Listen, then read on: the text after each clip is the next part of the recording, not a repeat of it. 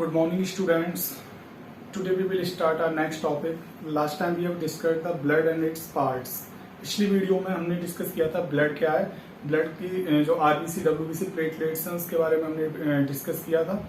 अब जो हमें डिस्कस करना है कि कुछ वेसल्स हैं जिसमें ब्लड फ्लो होता है. वो कौन कौन सी वेसल्स हैं?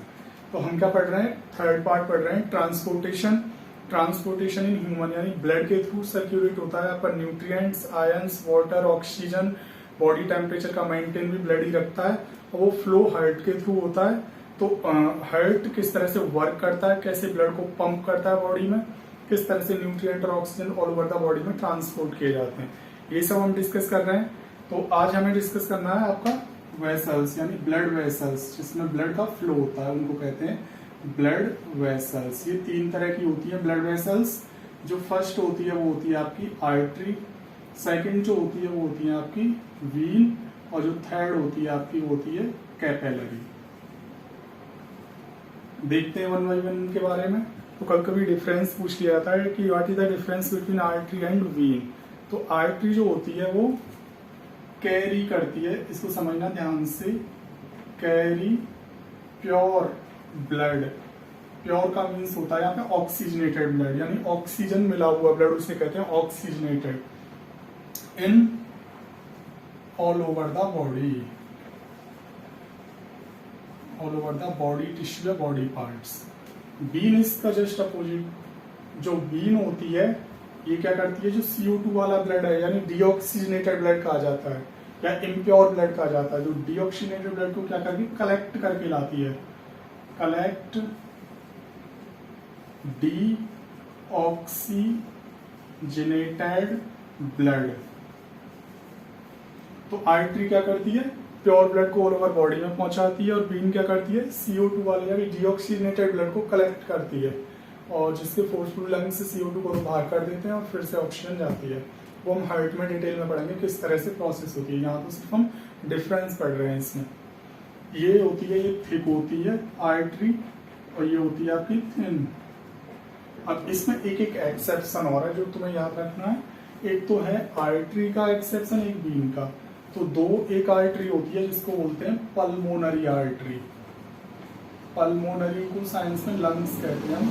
पल्मोनरी आर्टरी, ऐसी आर्टरी. और दूसरी जो होती है यहाँ पे वो होती है बीन, पल्मोनरी बीन. पल्मोनरी जो आर्टरी लंग्स से जुड़ी है या जो बीन लंग्स से जुड़ी है उसे कहते हैं पल्मोनरी. ये एक्सेप्शन है. अभी मैंने कहा पल्मोनरी यानी आर्टरी प्योर ब्लड को ले जाती है, लेकिन ये क्या करती है, ये अपोजिट काम करती है, ये इम्प्योर ब्लड को लाएगी. प्रोसेस जब मैं हार्ट की पढ़ाऊंगा एक एक स्टेप बाय समझाऊंगा कैसे लाएगी. यहाँ सिर्फ हमें इनके बारे में पढ़ना है. और पल्मोनरी जो बीन होती है, मैंने कहा सभी बीन्स जो होती हैं डीऑक्सीजनेटेड को कलेक्ट करके लाती हैं बॉडी में, लेकिन पल्मोनरी बीन क्या करती है, ये ऑक्सीजनेटेड को ले जाती है. तो देखते हैं कैसे, क्या सिस्टम है इनका. हाँ, अब जो बची थर्ड आपकी कैपिलरी, ये दोनों से कनेक्टिंग लिंक है. ये प्योर ब्लड को ले भी जाती है और कलेक्ट करके वीन्स तक भी पहुंचाती है, यानी आर्टरी से भी जुड़ी होती है और बीन से भी. तो आर्टरी भी इसी को ही देती है ब्लड, और बीन भी कलेक्ट करके इसको देती है. तो ये दोनों की कनेक्टिंग लिंक का काम करती है. हमने वहां भी पढ़ा था, आपको याद होगा न्यूट्रिशन जब पढ़ाया था. इंटेस्टाइन में कैपिलरी के थ्रू एब्जॉर्प्शन होता है, ब्लड में मिल जाता है. जो फूड का जो सैप बनता था, रस बनता था, वो सब ब्लड में मिलकर पहुंचता है ऑल ओवर बॉडी. किसके थ्रू? कैपिलरी के थ्रू. तो कैपिलरी हो गई आपकी कनेक्टिंग लिंक. अब हम पढ़ रहे हैं कंप्लीट डिटेल प्रोसेस. जो अभी ये मैंने बताया इसकी डिटेल क्या है, तो वो है पहले, उससे पहले हार्ट, यानी हार्ट जो होता है इसी से जुड़ी होती है ये सभी, पल्मोनरी आर्टरी, बीन. और हार्ट क्या है, किस तरह वर्क करता है बॉडी में, ब्लड को पंप कैसे करता है. हाँ, एक चीज और है, अगर और एक डिफरेंस इसमें याद रख लो तो, एक होता है यहाँ पे बाल्व, मैं अभी पढ़ाऊंगा हार्ट में. बीन में तो प्रेजेंट रहता है, आर्टरी में एब्सेंट रहता है, जो बैकवर्ड ब्लड के फ्लो को रोकता है. बाकी यहाँ और अच्छी तरह समझ में आ जाएगा कैसे. तो हार्ट 2 चैम्बर होता है, 3 चैम्बर होता है और 4 चैम्बर होता है. 2 chamber, 3 chamber, 4 chamber heart present देखा गया है साइंटिस्ट के थ्रू. जो 2 चैम्बर्ड हार्ट है वो आपका पाया जाता है किसमें, फिश में. इसमें क्या होता है, एक तो ऑरिकल होती है. हार्ट में क्या चीज होती है, एक ऑरिकल चैम्बर एक तरह से, और ये एक होता है वेंट्रिकल. यानी इसमें टू चैम्बर हार्ट में एक ऑरिकल है, एक वेंट्रिकल है। तो यहाँ पे जैसे से कह देते हैं राइट ऑरिकल, ये हो गया, ये आपका राइट साइड हो जाएगी, ये लेफ्ट साइड, इस तरह से यहाँ पे। तो ये जो हार्ट होता है इसमें टू चैम्बर हार्ट होता है इसके अकॉर्डिंग। तो टू चैम्बर हार्ट में एक वेंट्रिकल और एक ऑरिकल ही होगी, यानी एक तरफ से प्योर ब्लड जाएगा और एक तरफ से जैसे इधर से प्योर ब्लड गया और यहाँ पे ऑक्सीजन पूरी बॉडी में मिल गई, फिर कार्बन से रिएक्शन हुई तो CO2 की फॉर्मेशन हुई, CO2 वाला ब्लड इधर से आया और यहाँ से पंप कर दिया। गिल्स हेल्प करती हैं, यहाँ पे सपोर्ट करती हैं फिश में। तो ये हो गया टू चैम्बर्ड हार्ट, यानी एक ऑरिकल और एक वेंट्रिकल। कुछ एनिमल्स यहाँ पर एग्जाम्पल है उनके एम्फीबियंस एंड रेप्टाइल्स।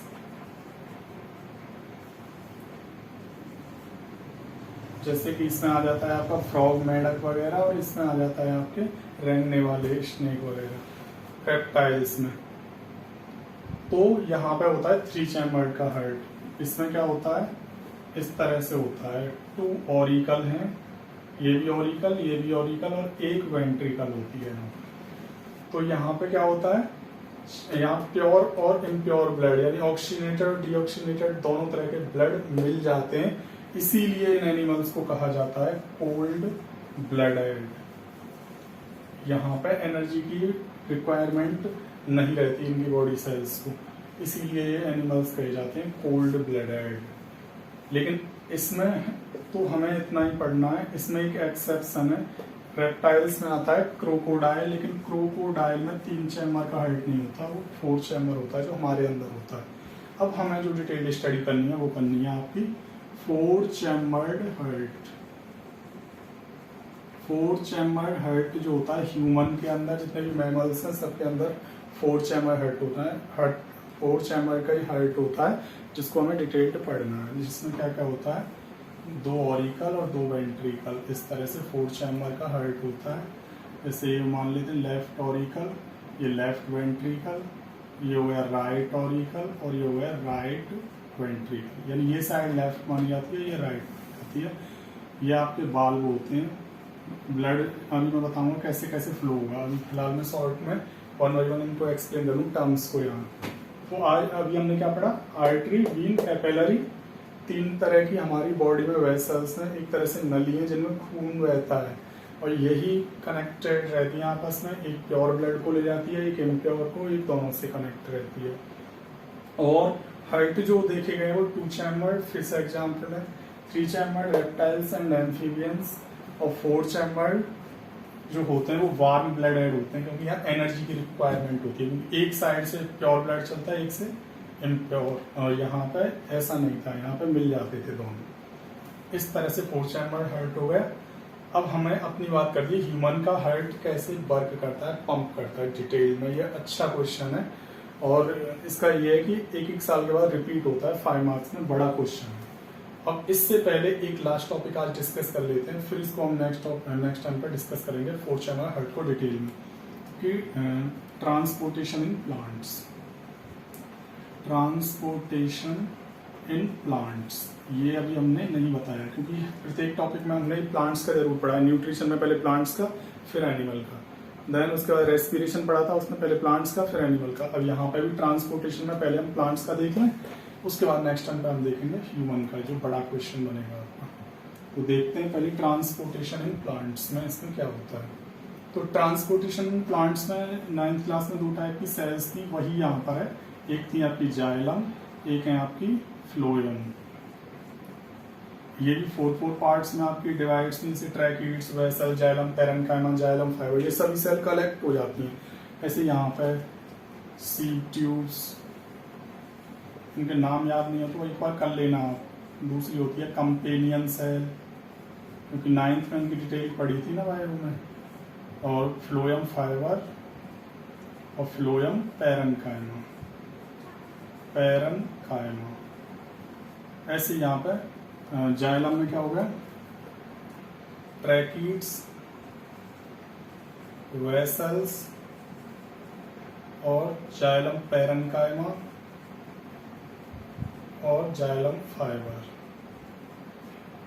ये कलेक्टिवली जो सेल्स हैं जाइलम और ये सभी सेल्स कलेक्टिवली मिलके क्या करती हैं, टेंशन क्रिएट करती हैं, फोर्स क्रिएट करती हैं, जिससे ऑल ओवर बॉडी में वाटर और मिनरल्स पहुंच जाते हैं। तो जैसे कि सबसे नीचे आपकी रूट या ये जड़ हो गई, यहाँ से कुछ हेयर लाइक स्ट्रक्चर है, इनको रूट हेयर्स कहते हैं।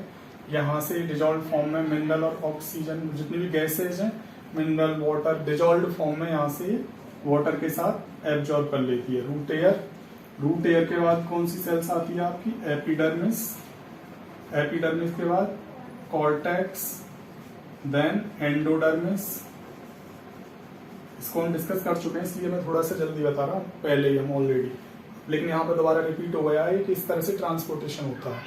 तो यहाँ पे एपिडर्मिस, कॉर्टेक्स, एंडोडर्मिस, यहाँ से रूट ने एब्जॉर्ब किया और फिर फाइनली कहाँ पर पहुंचा वाटर और मिनरल, जाइलम में।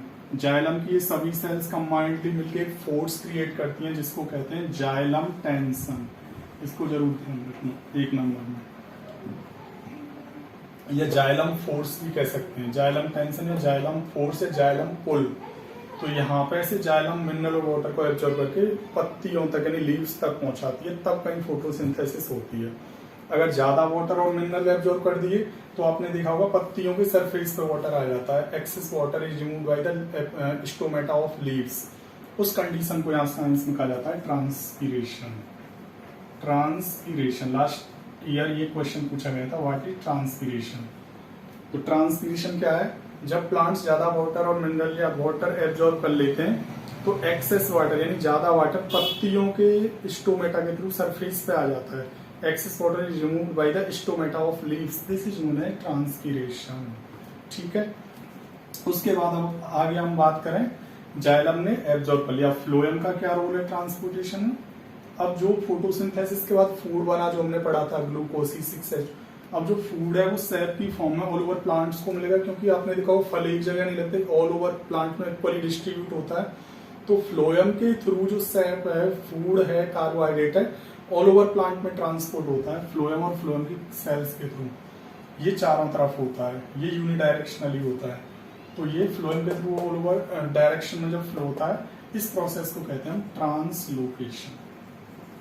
या दो क्वेश्चन अच्छे बनते हैं प्लांट्स के केस में, what is transpiration, what is translocation. तो ट्रांसलोकेशन क्या है, food is transported by phloem in all over the plant multidirectionally, this is known as translocation. तो ट्रांसपीरेशन में क्या होता है, excess water is removed by the stomata of leaves, this is known as transpiration. इस तरह से होता है प्लांट्स का ट्रांसपीरेशन। तो आज के लिए हमने इतना पढ़ा, अब हमें डिटेल स्टडी इसकी करनी है, और एक बार आप देख लेना इसे, क्योंकि बहुत अच्छी तरह से आपको ये समझना है, क्योंकि मोस्ट इंपॉर्टेंट क्वेश्चन है पूरे ही चैप्टर का, मैं तो मोस्ट इंपॉर्टेंट मानता हूँ। इसमें हम पढ़ेंगे कि कैसे ब्लड पंप किया जाता है फोर्थ चैम्बर के थ्रू, लंग्स जुड़े होते हैं, कैसे आर्टरी भी पार्टिसिपेट करती है ब्लड को पंप करने में, तो इसको मैं डिटेल में आराम से बताऊंगा। तो आज हमने पढ़ा ब्लड, पिछली बार हमने पढ़ा ब्लड का क्लासिफिकेशन, एक फ्लो चार्ट बताया था। उसके बाद हमने आज पढ़ा ब्लड वेसल्स, यानी जिसमें ब्लड फ्लो होता है, आर्टरी, वीन और कैपिलरी। आर्टरी थिक होती है, ऑक्सीजन वाले ब्लड को ले जाती है यानी प्योर ब्लड को, ये डीऑक्सीजनेटेड वाले को कलेक्ट करती है।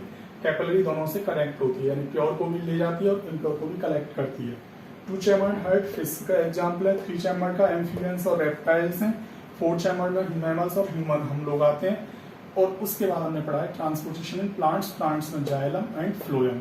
यहाँ 2 टर्म इंपॉर्टेंट है, ट्रांसपीरेशन और ट्रांसलोकेशन। यहाँ एक्सेस वाटर पत्तियों की सरफेस पे आ जाता है, और यहाँ ट्रांसलोकेशन में फूड का ट्रांसफर फ्लोएम के थ्रू होता है। तो इसके बाद हम बात करेंगे नेक्स्ट टर्म पे। तब तक के लिए आप इस वीडियो को आप चाहो तो स्क्रीनशॉट ले लेना, चैनल अगर सब्सक्राइब नहीं किया तो सब्सक्राइब कर लेना, जिससे आपको मेरी नेक्स्ट वीडियो मिलती रहे, और आप अपनी पढ़ाई अच्छी तरह से स्टार्ट कर लीजिए प्रॉपर वे में। तो हमारा ये 3rd टॉपिक चल रहा है, फर्स्ट चैप्टर जो सबसे बड़ा है, आपको कम से कम 12-13 मार्क्स का कवर होता है चैप्टर, तो इसको पूरे ध्यान से आप समझिए और पढ़िए। पिछली वीडियो नहीं देखी तो वो देखिए और उसके बाद इसे समझिए। अब हम बात करेंगे नेक्स्ट टाइम पर। Thank you.